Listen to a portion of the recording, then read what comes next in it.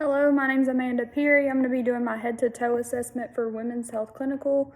It's August 24th, 2022. I'm going to start off by scanning the room.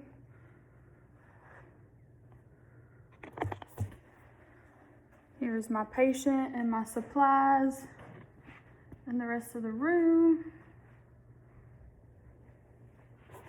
And now I'm going to get this camera positioned.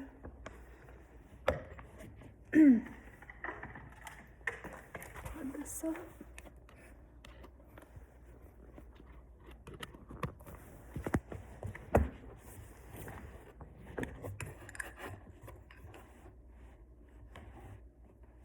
Alrighty, so I'm going to start off by doing hand hygiene, and we're going to first start by inspecting the skin.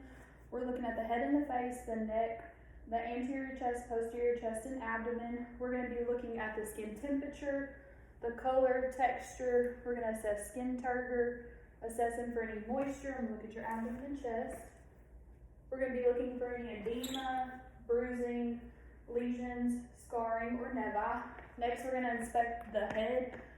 We're going to look for size, symmetry, and that it's in midline position. Next, we're going to palpate temporal arteries for any tenderness. Next, we'll move to lymph nodes, preauricular, postauricular, tonsillar, submandibular, submental, occipital, and supraclavicular, anterior cervical, posterior cervical, and we're palpating for any nodules, any tenderness, swelling. Did you have any pain? No. Okay. Next, we're gonna palpate the TMJ for any subluxation, crepitus, any tenderness. No. Then we'll assess cranial nerve number 5, which is the trigeminal. We're gonna be assessing sensory and motor. So first, I'm gonna have you clench down on your teeth, and we're gonna palpate over the masseter muscle for any tenderness or abnormalities. Next, we'll assess light touch sensation to the face for sensory. Where am I touching? Cheek, forehead, nose, chin. Good. Cranial nerve number 5 is intact. Next, we'll assess cranial nerve number 7, which is the facial nerve. We're going to be observing for facial symmetry. So I'm going to have you smile, frown, raise eyebrows, puff cheeks, and pucker your lips. Okay, the face is symmetric. Next, we're going to excuse me. Next, we're going to move to the ears. We're going to start off by inspecting the shape and the position of the ears. We're going to palpate the pinna and the tragus for any tenderness or any masses. Next, we're going to inspect the auditory canal and the tympanic membrane. We're going to be looking for any foreign bodies. The tympanic membrane is pearly gray in color, no lesions, no discharge. Inspecting the auditory canal. Same thing over here. Tympanic membrane is pearly gray in color, no lesions, no discharge. Next, we'll assess hearing, cranial nerve number 8, vestibulocochlear. We'll do this with the whisper test, the Weber test, and the Renee test. So we'll start with the whisper test. I'm going to get you to cover this right ear for me. And I'm going to whisper a word. Dog. Same thing over here. Cat. Okay. Next, for the Weber test, we'll test for lateralization. So let me know if this sounds the same on both sides. Yes. Okay. Now the Renee test to see if air conduction is greater than bone conduction. Let me know you don't hear it anymore. I don't hear it. Same thing.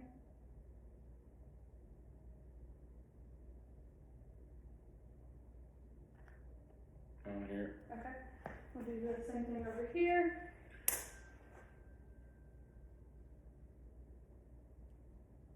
I don't hear it.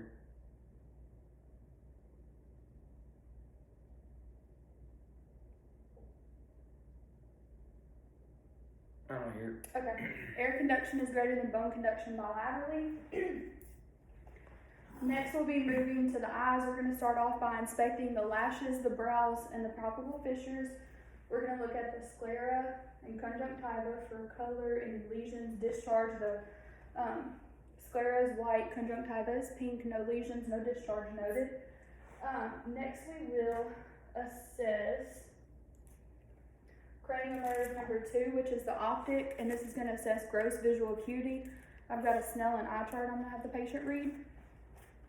All right, cover your right eye for me. Can you read third line from the bottom? EPTCO. Okay, same thing on the other side. EPTCO. Okay, now with both. EPTZO. Okay. Vision is 20/20 bilaterally. Next, we're going to assess cranial nerve number 3, which is the oculomotor, and we're going to be assessing direct and consensual pupillary response to light. Normally, if we weren't recording, I would return or dim down the lights. I'm going to look at this eye. Right eye constricts directly. Left eye constricts directly. And then we'll assess for accommodation and convergence. So I'm going to stand right here and then look at my finger and then at the wall behind us. Good, and then back to my finger.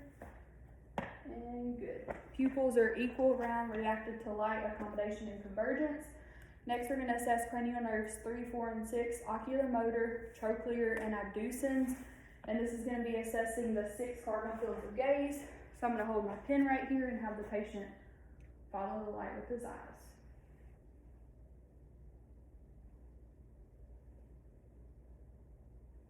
Good. Next, where'd my little light go? For your ears. Where'd my thing go?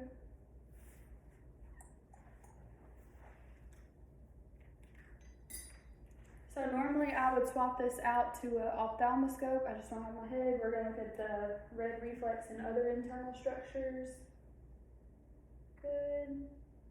Good.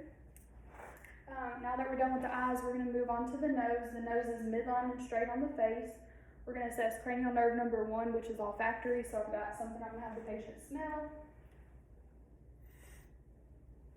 What do you smell? Alcohol. Okay. Next, we're going to assess nasal patency. I'm going to have the patient occlude each nostril and blow out for me, one at a time. Good. Next, I'm going to palpate the frontal and the maxillary sinus. Any tenderness? No. Okay. So next, we're going to move to the mouth and the throat. So we're going to start off, we're going to inspect, open your mouth for me, the lips, the teeth, raise your tongue up, floor of the mouth, the salivary duct, stick your tongue out and say ah. Okay. And there we're assessing cranial nerves 9 and 10, glossopharyngeal and vagus, and he did have soft palate and uvular rise with phonation. We're also looking, stick your tongue out, at the posterior pharynx. Tonsils are present in grade 2.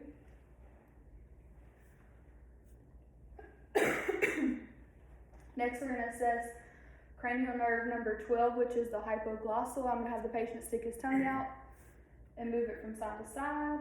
Good. The tongue is midline, no fasciculations noted.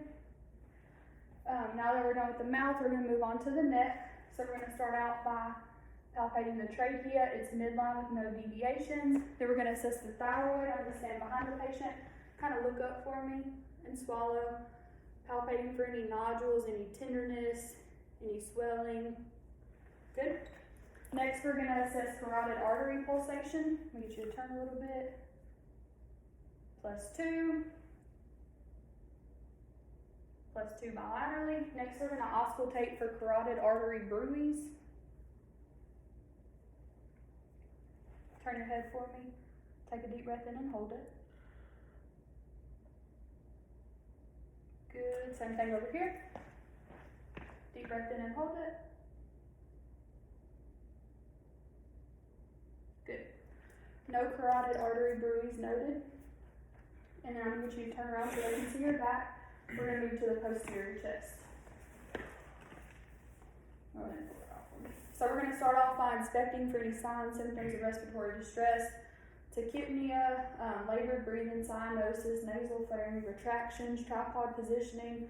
We're looking and palpating for any obvious deformities and for symmetry. We're going to assess chest expansion. I'm going to have the patient take a deep breath in and out for me. Good, the chest is symmetric. Next, we're going to assess tactile fremitus. So when he feels my hands, he's going to say 99. 99. 99. 99. 99. Good. Next, we're going to percuss in the intercostal spaces.